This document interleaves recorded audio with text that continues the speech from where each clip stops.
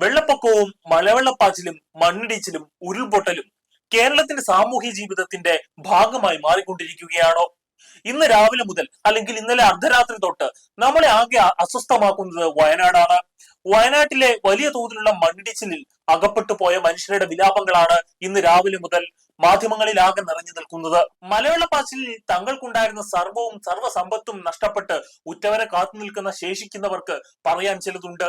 അത് തങ്ങൾ അതിജീവിച്ചതിന്റെ കഥ മാത്രമല്ല, തങ്ങൾക്ക് നഷ്ടപ്പെട്ടു പോയ പ്രിയപ്പെട്ടവരുടെ ഓർമ്മകൾ കൂടിയാണ്. നമുക്കാദ്യം ആ കാഴ്ചകളൊന്ന് കണ്ടുവരാം. ചാലിയാർ പുഴയുടെ ഇരുകരകളിലും മൃതശരീരത്തിന് അവശിഷ്ടങ്ങൾ ഇങ്ങനെ ചിതറിക്കിടക്കുകയാണ്. യുദ്ധഭൂമിയിൽ എന്ന വണ്ണം നമ്മളതിൽ കടന്നു പോകുമ്പോൾ കയ്യും കാലും മനുഷ്യ ശരീരങ്ങൾ ഇങ്ങനെ ചിന്നി ചിതറിക്കിടക്കുകയാണ്.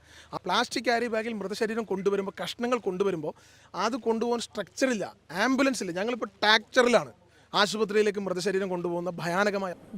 വീട് വിട്ടു പോകാൻ മനസ്സ് വന്നില്ല. അപ്പോൾ ഞാൻ അവിടെ തന്നെ നിന്നു.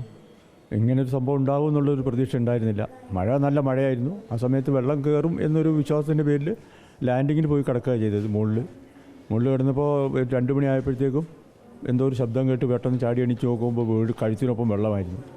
അങ്ങനെ വാർപ്പിൻ്റെ മുകളിൽ കയറിയപ്പോൾ അവിടുന്ന് വെള്ളം ഇങ്ങനെ തട്ടി കൊണ്ടുപോകുന്ന മാതിരിയായപ്പോൾ കോണിക്കൂടിൽ ഉണ്ടായിരുന്ന പൈപ്പിമേ പിടിച്ച് നിന്നു. അത് കഴിഞ്ഞ് ആദ്യമേ അവിടുന്ന് രക്ഷപ്പെടില്ല എന്ന് കണ്ടു കഴിഞ്ഞപ്പോൾ അവിടെ ഒരു മരം ഉണ്ടായിരുന്നു. ആ മരത്തുമേ പിടിച്ച് ഊർന്ന് താഴെ ഇറങ്ങിയപ്പോൾ കഴുത്തിനൊപ്പം ചെളിയായിരുന്നു. ഒരു നിവൃത്തിയില്ലാതെ ഒറ്റയ്ക്ക് തപ്പി തുഴഞ്ഞ് ടൗണിലേക്ക് പോയി 3.25 മണിക്കൂറോളം എടുത്തു. കഴിഞ്ഞ ദിവസങ്ങളിൽ അവിടെ നിന്നും ആളുകളെ മാറ്റി പാർപ്പിക്കുവാനുള്ള ശ്രമങ്ങൾ നടത്തിയിരുന്നെങ്കിലും പലരും തങ്ങളുടെ വീട് വിട്ട് പോരുവാനുള്ള വിസമ്മതം കൊണ്ട് വീടുകളിൽ തന്നെ തുടരുകയായിരുന്നു. ഇവരെല്ലാം ഇപ്പോൾ ജീവനോടെ ഉണ്ടോ ഇല്ലയോ എന്ന കാര്യത്തിൽ അനിശ്ചിതാവസ്ഥയാണ്. ഓരോ പ്രളയകാലത്തും നമ്മുടെ മനസ്സിലേക്ക് ഓരോ പ്രകൃതി ദുരന്തത്തിന്റെ ഇടയിലും കേരളം ഇപ്പോൾ ആവർത്തിച്ച് ഓർക്കുന്ന ഒരു പേരാണ് മാധവ് ഗാഡ്ഗിലിന്റേത്. പണ്ട് മാധവ് ഗാഡ്ഗിൽ റിപ്പോർട്ട് വരുമ്പോൾ അന്ന് അതിനെ എതിർത്ത, അന്ന് കേവലമായ രാഷ്ട്രീയ ലക്ഷ്യങ്ങളുടെ പേരിൽ അന്ന് ആ റിപ്പോർട്ടിനെ എതിർത്ത, അത് നടപ്പാക്കാതിരിക്കാൻ നടത്തിയ ശ്രമങ്ങളെ ഇപ്പോൾ നമ്മൾ ഓർക്കേണ്ടതാണ്.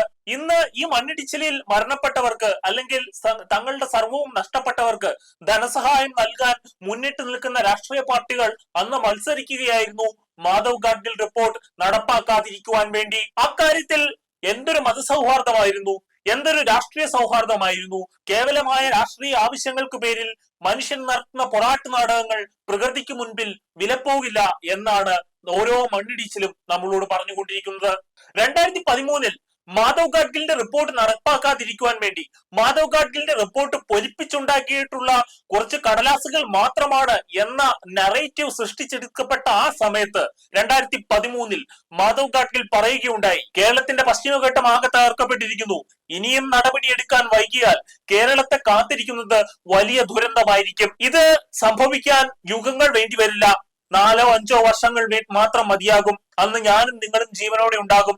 അപ്പോൾ ആരാണ് കള്ളം പറയുന്നതെന്ന്, ആരാണ് ഭയപ്പെടുത്താൻ നോക്കുന്നതെന്ന് നിങ്ങൾക്ക് മനസ്സിലാകും.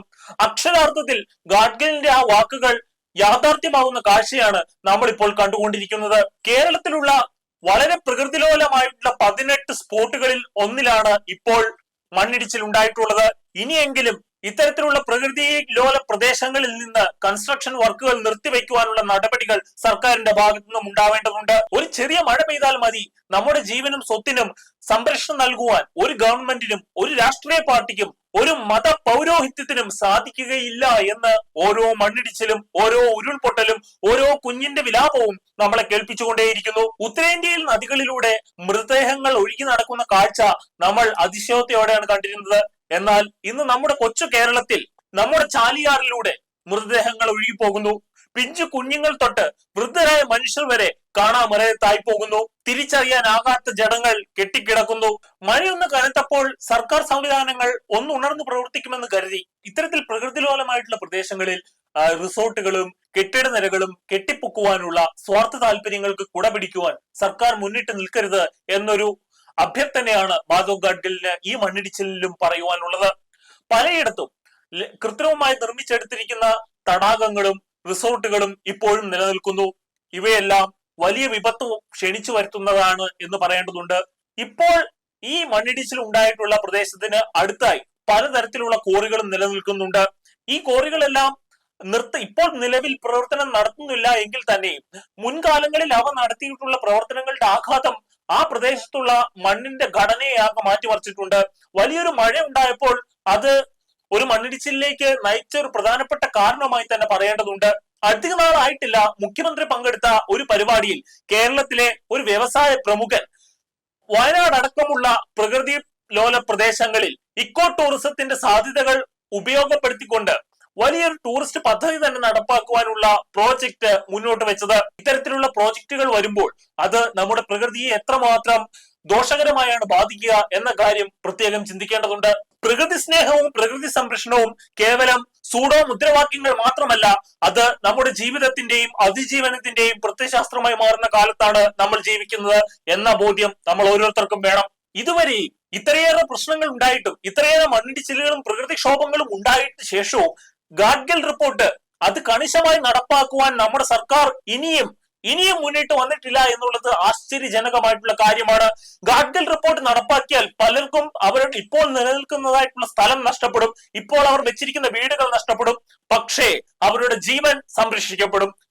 ഏതൊരു സ്വത്തിനേക്കാളും ഏതൊരു വലിയ വീടിനേക്കാളും ഏറ്റവും പ്രധാനപ്പെട്ടത് നമ്മുടെ ജീവൻ തന്നെയാണ്. ആ ജീവനെ സംരക്ഷിപ്പിക്കാനുള്ള അടിസ്ഥാനപരമായിട്ടുള്ള നടപടികൾ എടുക്കുക എന്നുള്ളത് ഒരു സർക്കാരിന്റെ അടിസ്ഥാനപരമായിട്ടുള്ള ധർമ്മമാണ്.